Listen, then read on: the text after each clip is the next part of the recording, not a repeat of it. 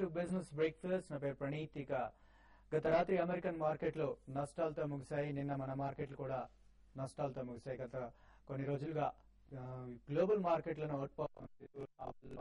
మన మార్కెట్లు నిన్న మాత్రం నిలదొక్కుకోలేకపోయాయి, నష్టాలతో ముగిశాయి. Sensex almost 101 points, Nifty around 29 points loss లో క్లోజ్ అయ్యాయి. ఇక ఈ రోజు ఉదయం ఏషియన్ మార్కెట్స్ కూడా మిక్స్డ్ గా ట్రేడ్ అవుతున్నాయి. ఎస్జిఎక్స్ నిఫ్టీ కూడా ఆల్మోస్ట్ 15-16 పాయింట్స్ లాస్ లో ట్రేడ్ అవుతున్నాయి.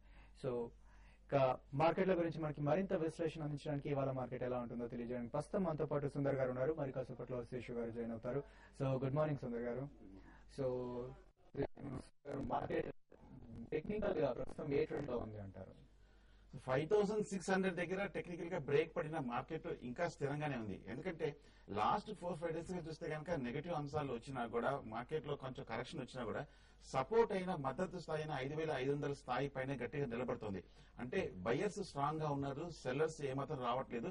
అలాగే మన ఎఫ్ఐస్ డొమెస్టిక్ ఇన్స్టిట్యూషన్స్ డేటా చూస్తే కనుక ఇద్దరు బాగా బయింగ్ చేస్తున్నమాట. ఎఫ్ఐస్ లాస్ట్ 10 డేస్ గా ఇంచుమించు 3000-4000 కోట్ల వరకు బయింగ్ లో ఉన్నారు. సో ఇది కూడా పాజిటివ్ గా ఉంది. కాకపోతే గత రాత్రి కొంచెం అమెరికన్ మార్కెట్స్ వీక్ అవడంతో, అలాగే గ్లోబల్ మార్కెట్స్ కొంచెం వీక్ గా ఉంటుంది. నిన్న మార్కెట్ కాషియస్ గా క్లోజ్ ఉండదు. ఇవాళ ఓపెనింగ్ కూడా కొంచెం కాషియస్ గానే ఉండే అవకాశం ఉంది. అయినా కూడా టెక్నికల్ గా ఇమీడియట్ గా పెద్ద ప్రమాదం కనిపించలేదు. ఒకవేళ కనుక 5500 కిందే కనుక ఒక 5 to 10 మినిట్స్ ట్రేడ్ అవుతే కనుక అప్పుడు షార్ట్ పొజిషన్ తీసుకోవచ్చు. ఎంబడే 5470 దగ్గర కవర్ చేయొచ్చు. క్లోజింగ్ చాలా ముఖ్యము. 5470 కింద అంటే లాస్ట్ 1 మంత్ లో అన్నమాట, సపోర్ట్ కూడా అదే. 5470 కింద క్లోజ్ అవుతే మార్కెట్ కొంచెం స్ట్రాంగ్ కరెక్షన్ లోకి ప్రవేశించినట్టు భావించారు. సో అన్లెస్ మార్కెట్ ఈ లెవెల్ పైన ఉన్నంతసేపు పర్వాలేదు. 55 పైన కనుక ఒక 10 మినిట్స్ కంటిన్యూస్ గా ట్రేడ్ అవుతే కనుక లాంగ్ పొజిషన్ తీసుకుని ఎంబడే కింద 20 పాయింట్స్ పాజిటివ్. రిలయన్స్ అనమాట market leader and heavy weight Reliance కూడా కరెక్ట్ గా 950 దగ్గర చాలా స్ట్రాంగ్ గా కన్సాలిడేషన్ అయ్యి second half up side breakout రెడీగా ఉంది. సో రిలయన్స్ ఏమాత్రం ఒక పాజిటివ్ ఉందంటే కనుక మార్కెట్ కూడా అప్ ట్రెండ్ లోకి లీడ్ చేసే అవకాశం కనిపిస్తుంది. సో మార్కెట్ 5 లేదంటే కనుక ట్రెండ్ పాజిటివ్ గానే ఉందని చెప్పొచ్చు. ఓకే. సో శేషు గారు, గత కొంతకాలంగా మా గ్లోబల్ మార్కెట్ లో నెగిటివ్ గా ఉన్నా కూడా మన మార్కెట్ లో అవుట్ పర్ఫార్మ్ చేస్తూ వచ్చినాయి. సో నిన్న మాత్రం కాస్త మన మార్కెట్ కూడా వీక్నెస్ చూపించాయి. సో అది గ్లోబల్ మార్కెట్స్ ఎఫెక్ట్ అంటారా, లేకపోతే ఇంటర్నల్ గా ఏదైనా న్యూస్ వచ్చిందంటారా? ఇంటర్నల్ గా పెద్ద న్యూస్ అంటూ ఏం లేదండి. ముఖ్యంగా గ్లోబల్ మార్కెట్స్ ఎఫెక్ట్ దాంతో పాటు కొంచెం రిలయన్స్ ఇండస్ట్రీస్ కొంత నెగిటివ్ న్యూస్ రావడం వల్ల ఏంటంటే రిలయన్స్ ఇండస్ట్రీస్ డే అంతా కూడా డ్రాక్ చేస్తుంది.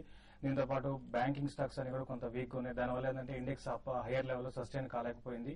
అయితే నేను మనం గమనించాలి, నిఫ్టీ అండ్ సెన్సెక్స్ లో దగ్గరగా 0.3-0.4% మైనస్ లో ఉంటే mid cap and large cap stocks, small cap mid cap and small cap stocks లో బయింగ్ అనేది కనపడింది.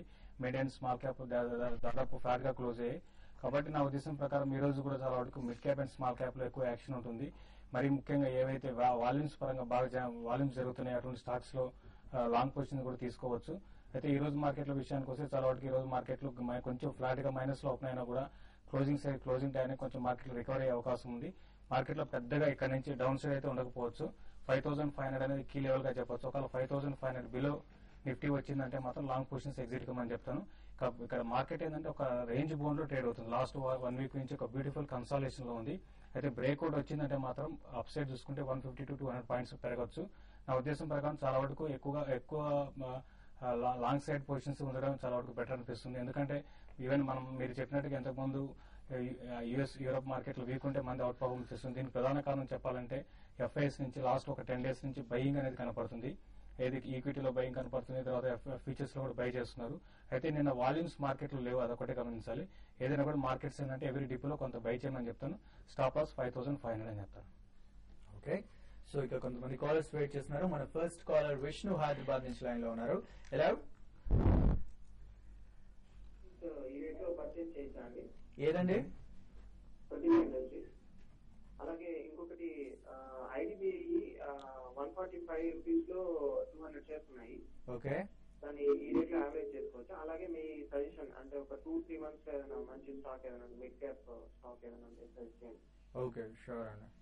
ప్రతిభా ఇండస్ట్రీస్ రియల్ ఎస్టేట్ లో ఉన్న స్టాక్ చూస్తే కనుక గత కొన్నాళ్ళుగా కొంచెం అండర్ పెర్ఫార్మ్ చేస్తుంది. ఎంటైర్ సెక్టర్ కూడా కొంచెం బాగా వీక్ గా కనిపిస్తుంది.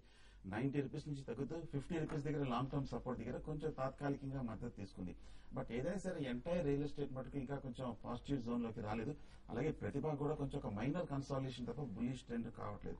సో నా ఉద్దేశంలో ఈ నేపథ్యంలో ట్రెండ్ క్లియర్ గా లేదు కాబట్టి ఈ స్టాక్లను సెక్టర్లను ప్రస్తుతం ప్రతిభా ఇండస్ట్రీస్ ని మీరు అవాయిడ్ చేయండి. అలాగే ఐడిబిఐ మటుకు డెఫినెట్ గా స్ట్రాంగ్ అండి. 205 నుంచి కంటిన్యూస్ గా తగ్గుతూ 105 దగ్గరకు వచ్చింది. 120 దగ్గర చాలా లాంగ్ టర్మ్ దీర్ఘకాలిక మద్దతు కూడా ఉంది. సో ఈ లెవెల్ నుంచి పెద్దగా పడే అవకాశం కనిపించలేదు. ఫస్ట్ బయింగ్ పాయింట్ గా మీరు కరెంట్ 125 దగ్గర బై చేయొచ్చు. Next long term support 110, 105. So ఈ రెండు స్థాయిల దగ్గర స్ట్రాంగ్ బయింగ్ పాయింట్ గా మనం అనుకోవచ్చు. ఓకే, నెక్స్ట్ ఒంగోలు నుంచి ఒక కాలర్ లైన్ లో ఉన్నారు. Hello, good morning sir. Very good morning అండి, చెప్పండి. సార్ నేను ఈ డెల్టా కార్పొరేషన్ వచ్చి లాస్ట్ జనవరి 2011 లో కొన్నాను సార్. 99 రూపీ 90 పైసా సార్. ఓకే, అది ఇప్పుడు వచ్చి డౌన్ అయ్యి 65 వరకు వెళ్ళింది. అవును. నిన్న దాదాపు 97 కి వచ్చింది. అమ్మమంటారా పెట్టుకోమంటారా సార్? ఓకే, కార్పొరేషన్ అయితే మీరు కరెంట్ అవర్స్ నుంచి మీరు హోల్డ్ చేయొచ్చండి. ఎందుకంటే మనం మార్కెట్ చూస్తున్నాం లాస్ట్ ఒక 2 months గా మార్కెట్ ట్రెండ్ అయితే డౌన్ ట్రెండ్ ఉంది. అయితే డెల్టా కార్పొరేషన్ లో మాత్రం ట్రెండ్ అయితే చాలా వరకు అప్ ట్రెండ్ ఉందండి. మంచి కన్సాలేషన్ అరౌండ్ 70 రూపీస్ దగ్గర మంచి కన్సాలేషన్ అయ్యి స్టాక్ లో మంచి అప్ ట్రెండ్ ఉంది. దీంతో పాటు వాల్యూమ్స్ కానీ గమనిస్తే లాస్ట్ ఒక 1 week నుంచి మంచి వాల్యూమ్స్ కూడా జనరేట్ అవుతున్నాయి. రీసెంట్ వచ్చిన హైస్ అని కూడా స్టాక్ అయితే అంత హైస్ అని కూడా కట్ అయ్యి చాలా అప్ ట్రెండ్ లో ఉంది. మీరు హోల్డ్ చేయొచ్చండి. దీంతో పాటు ఇది పడడానికి ప్రధాన కారణం ఏంటంటే ఆ టైంలో కొంత గోవా గవర్నమెంట్ నుంచి క్యాసినో 2 యూనిట్స్ ని క్లోజ్ చేయడం జరిగింది. దానివల్ల ఏంటంటే స్టాక్ 130, 140 లెవెల్స్ నుంచి నాన్ స్టాప్ గా 70 రూపీస్ దాకా రావడం జరిగింది. ఏదైనా కూడా లాస్ట్ క్వార్టర్ రిజల్ట్ చాలా బాగున్నాయండి. డెఫినెట్ గా స్టాక్ అయితే హోల్డ్ చేయండి. దీంతో పాటు ఇది స్టాక్ అయితే ఫండమెంటల్స్ పక్కన పెట్టి ఇది స్పెక్యులేటివ్. మీకు తెలిసింది జుంజున వాళ్ళ స్టాక్ కాబట్టి ఇది మళ్ళీ రీసెంట్ హైస్ ఏదైతే 140, 150 లెవెల్స్ ఉందో అది ఒక 2 to 3 months లో రావడానికి అవకాశం ఉంది. మీరు స్టాక్ అయితే హోల్డ్ చేయండి. ఓకే, నెక్స్ట్ వరంగల్ నుంచి కిరణ్ లైన్ లో ఉన్నారు. Hello, hello sir, Unitech 1000 by చేశాను సార్ 3155 లో. ఓకే సార్ లాంగ్ టర్మ్ ఎక్కడ వరకు సార్ ఎక్కడో వాల్యూ ఉంటుంది అనుకుంటున్నాను. యూనిటెక్ లాంగ్ టర్మ్ కోసం బై చేశారండి? అవును సార్. జనరల్ గా ఇది లాంగ్ టర్మ్ కోసం బై చేయరండి. సో యూనిటెక్ చూస్తే కనుక బాగా డిసప్పాయింటింగ్ గా కనిపిస్తుందండి. 100, 110 దగ్గర నుంచి కంటిన్యూస్ గా పడుతూ 30 రూపీస్ దగ్గర సపోర్ట్ తీసుకుని తీసుకున్నా కూడా ఈ లెవెల్ నుంచి పెద్దగా డౌన్ సైడ్ రిస్క్ లేదు. అలాగే అప్ సైడ్ కూడా ఇమీడియట్ గా వస్తుందనే సందేహకరమే. అన్లెస్ కంపెనీ దగ్గర నుంచి పాజిటివ్ న్యూస్ వస్తే తప్ప. మన రిజల్ట్ కూడా మనం చూసాము. నెట్ ప్రాఫిట్ ఇంచుమించు 16% డౌన్ తో ఉండడంతో ఇమీడియట్ గా పాజిటివ్ ట్రిగర్స్ ఏం కనిపించట్లేదు. నా ఉద్దేశం ప్రస్తుతం టెక్నికల్ గా మేజర్ సపోర్ట్ ఉంది కాబట్టి హోల్డ్ చేయండి. ఒకవేళ తర్వాత ప్రాఫిట్ లో వస్తే కనుక కొంచెం స్మాల్ ప్రాఫిట్స్ తోనే ఎగ్జిట్ అయిపోవడం మంచిది అనిపిస్తుంది. ఓకే, జనరల్ గా యూనిటెక్ మనం ట్రేడింగ్ కోసం యూజ్ చేస్తూ ఉంటాం. లాంగ్ టర్మ్ మీరు సజెస్ట్ చేస్తారంటారు? లాంగ్ టర్మ్ ఇందాక చెప్పినట్టు రియల్ ఎస్టేట్ ఇంకా పెద్ద పాజిటివ్ అంశంలోకి రాలేదు. సో ప్రస్తుతానికి రియల్ ఎస్టేట్ స్టాక్స్ ని అవాయిడ్ చేయడం బెటర్ అనిపిస్తుంది. ఓకే, నెక్స్ట్ మంగళగిరి నుంచి కిషోర్ లైన్ లో ఉన్నారు. Hello, hello sir good morning. Good morning అండి, చెప్పండి. కేఎస్ఐఎల్ సీరియస్ లో తీసుకోవచ్చని అడుగుతున్నాను. ఏదండి? KS oil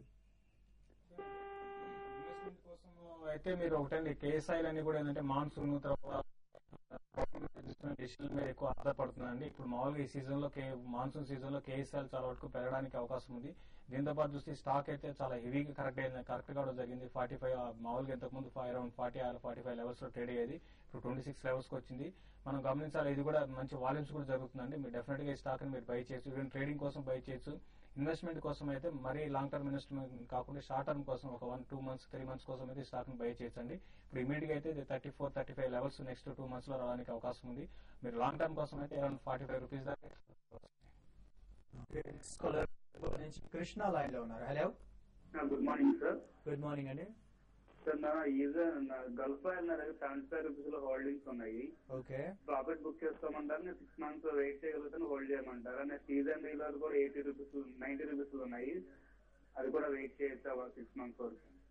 okay, Gulf oil మటుకు మీరు డెఫినెట్ గా మీరు హోల్డ్ చేయండి. ఎందుకంటే చాలా రోజులు కన్సాలిడేషన్ తర్వాత 80 రూపీస్ దగ్గర సపోర్ట్ తీసుకొని టెక్నికల్ గా బ్రేక్అవుట్ కూడా కనిపించింది అనమాట. సో ఈ నేపథ్యంలో నా ఉద్దేశంలో ఫర్దర్ ట్రెండ్ వచ్చే అవకాశం ఉంది. 95 దగ్గర strong next resistance next target కనిపిస్తుంది. 95 పైన కనుక ఏమాత్రం క్లోజ్ అవుతాయి మటుకు గల్ఫ్ ఆయిల్ డెఫినెట్ గా మీరు ఫర్దర్ గా మీరు ఎలా short term two long term కూడా హోల్డ్ చేయగలను అంటున్నారు కాబట్టి మీరు హోల్డ్ చేయండి. అలాగే ఈసన్ రేరోల్ చూస్తే కనుక 80 రూపీస్ దగ్గర ట్రేడ్ అవుతుంది. ఫండమెంటల్ గా కూడా కొంచెం స్మాల్ సైజ్ కంపెనీగా కనిపిస్తుంది. టెక్నికల్ గా కూడా ఒక సైడ్ వేస్ ట్రెండ్ కనిపిస్తుంది. సో ప్రస్తుతానికి ఈసన్ రూరల్ కూడా నా ఉద్దేశం హోల్డ్ చేసి కొంచెం మార్కెట్ పాజిటివ్ గా ఉంది కాబట్టి ఒక హైయర్ లెవెల్ లో కొంచెం ప్రాఫిట్ లో వస్తే ఈసన్ రూరల్ మటుకు ఎగ్జిట్ అయిపోవడం మంచిది అనిపిస్తుంది. Okay, next caller Raj Kumar line లో ఉన్నారు. హలో, సార్ నమస్తే అండి, చెప్పండి. సార్ ఇప్పుడు మార్కెట్ లోకి ఎంటర్ అవడానికి ఇప్పుడైనా మంచి టైం, ఇప్పుడైనా ఏమైనా ఏ ప్రోడక్ట్ అదే ఏ షేర్స్ కొంటే బాగుంటుంది అని చెప్పి మీ సజెషన్ కోసం చేశాను సార్. ఓకే, అంటే మీరు ఫస్ట్ టైం ఇన్వెస్ట్మెంట్ చేస్తున్నారా? ఇదివరకు ఒకసారి చేశాను సార్, అది లాస్ట్ బుక్ చేసి బయటకు వచ్చేసాము. ఏ స్క్రిప్ట్ కొనాలన్నా భయం వేస్తుంది. ఇప్పుడు కొత్తగా రీఎంట్రీ అవుదామని చెప్పి అనుకుంటున్నాము. ఓకే, చేస్తాను అసలు ఏ స్క్రిప్ట్ కొంటే ప్రజెంట్ మార్కెట్ లో ఫ్యూచర్ లో మనం కొంచెం లాంగ్ టర్మ్ ఇన్వెస్ట్మెంట్ కి మనకు బాగుంటుందని చెప్పి. ఓకే, సో శేషు గారు ఆల్రెడీ ఒకసారి దెబ్బతిని ఉన్నారు ఆయన. ఒకటండి, మీరు ఇటువంటిప్పుడు కొంచెం ఇన్వెస్ట్మెంట్ అనేది సేఫ్ సైడ్ ఉంటే సేఫ్ స్టాక్స్ లో ఇన్వెస్ట్ చేయడం చాలా వరకు బెటర్ అండి. ప్రధానంగా ఇండెక్స్ బేస్డ్ స్టాక్స్ లో అయితే ఇన్వెస్ట్ చేయండి. ముఖ్యంగా చెప్పాలంటే ఇప్పుడు మార్కెట్ లాస్ట్ ఒక 1.5 year గా చూస్తే క్యాపిటల్ గుడ్స్ సెక్టర్ మాత్రం మార్కెట్ లో ఏమాత్రం పార్టిసిపేషన్ లేదు. అటువంటి క్యాపిటల్ గుడ్స్ సెక్టర్ ఇక్కడ నుంచి బాగా పెరగడానికి అవకాశం ఉంది. మరి ముఖ్యంగా మొన్న రీసెంట్ గా రిజల్ట్ అనౌన్స్ చేసిన ఎల్ఎన్టీ ఒకటి చాలా స్ట్రాంగ్ ఉందండి.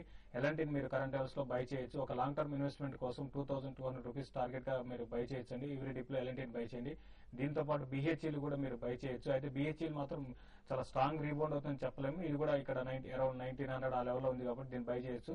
2300 to 2400 రూపీస్ దాకా ఈ స్టాక్ పెరగొచ్చండి. ఇది కూడా లాంగ్ టర్మ్ బై చేయండి. దీంతో పాటు మీరు సిప్లా ఒకటి మీరు లాంగ్ టర్మ్ ఇన్వెస్ట్మెంట్ కోసం కూడా బై చేయొచ్చు.